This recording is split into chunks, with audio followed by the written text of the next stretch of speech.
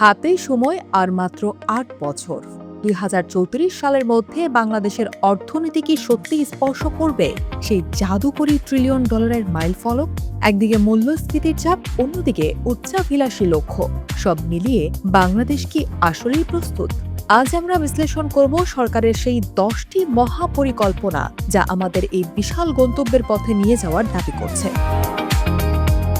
Trillion dollar অর্থনীতির ভিত্তি কেবল অবকাঠামো নয়, বরং এর মূল চালিকা শক্তি হল মানুষ।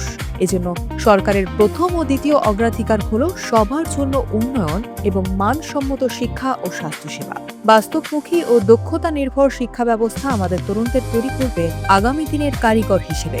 আর এর সাথে যুক্ত হয়েছে সর্বজনীন সামাজিক সুরক্ষা। জীবনচক্র ভিত্তিক এই সুরক্ষা বলয় নিশ্চিত করতে পারলে বৈষম্য কমবে এবং একটি টেকসই কল্যাণ রাষ্ট্র হিসেবে বাংলাদেশ নিজের অবস্থান শক্ত করতে পারবে। এবার আসা যাক মূল অর্থনৈতিক লড়াইয়ে। সরকার ফোকাস করছে বিনিয়োগ নির্ভর ও উৎপাদনমুখী অর্থনীতির উপর। পরিকল্পিত শিল্পায়ন আর কৃষি খাতের আধুনিকায়ন ছাড়া এই লক্ষ্য স্পর্শ করা অসম্ভব। কিন্তু বিনিয়োগ আসবে কোথা থেকে? এখানেই গুরুত্ব পাচ্ছে সহজ ও ব্যবসা বান্ধব পরিবেশ। পাশাপাশি ব্যাংকিং খাতের স্বচ্ছতা ফিরিয়ে আনা এবং পুঁজিবাজার সংস্কার এখন সময়ের দাবি। বিনিয়োগকারীদের আস্থা ছাড়া বড় মূলধন আসা কঠিন। এর সাথে যুক্ত হয়েছে জ্বালানি নিরাপত্তা এবং আইসিটি খাতের উন্নয়ন। আমরা যদি নিরবিচ্ছিন্ন বিদ্যুৎ সরবরাহ নিশ্চিত করে দেশকে বিশ্বের অন্যতম আইসিটি রপ্তানিকারক দেশে পরিণত করতে পারি, তবে ট্রিলিয়ন ডলারের অর্থনীতি কেবল কাগজেই সীমাবদ্ধ থাকবে না।